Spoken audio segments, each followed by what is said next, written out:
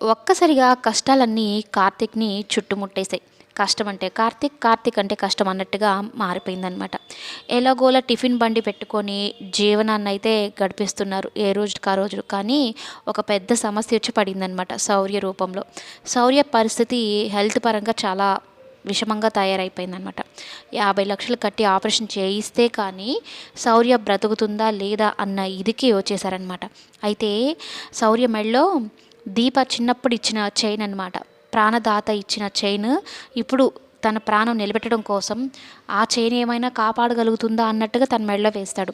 ఎన్నో రకాలుగా ట్రై చేస్తాడు డబ్బుల కోసం. డాక్టర్ ఏమో ఫోన్ చేసి హాస్పిటల్లో జాయిన్ చేయించాలి అంటే 5,00,000 కట్టాలి, లేదంటే కష్టమవుతుంది కార్తీక్, త్వరగా చూసుకోండి అన్నట్టు చెప్తాడు. ఆ 5,00,000 కోసం ఎంతమందిని ట్రై చేస్తాడో.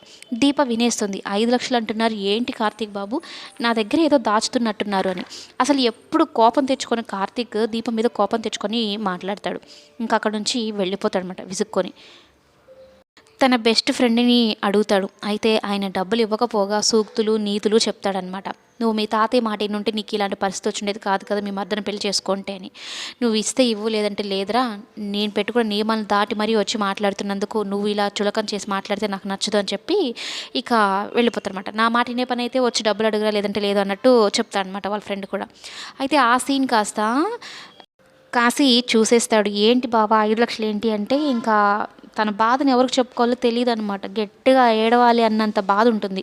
ఇక కాశీతో అయితే చెప్పుకుంటాడు, ఇట్లా శౌర్య పరిస్థితి బాగాలేదు దానికోసమే అని. అయితే నన్ను అడగొచ్చు కదా బావా అంటే, నీ పరిస్థితి తెలిసి నిన్ను ఎలా అడుగుతాను రా అన్నట్టు చెప్తాడనమాట. మరోవైపు జోష్నకి నిజం తెలిసిపోతుంది. అంటే దశరథకి కూడా దాసుని చంపబోయిన విషయం తెలుస్తుందనమాట. ఒక్కొక్క మాట వదులుతూ ఉంటే జోష్నకి గుండె పగిలిపోతూ ఉంటుంది. నా గురించి మొత్తం తెలిసిపోయిందా ఏంటి అని.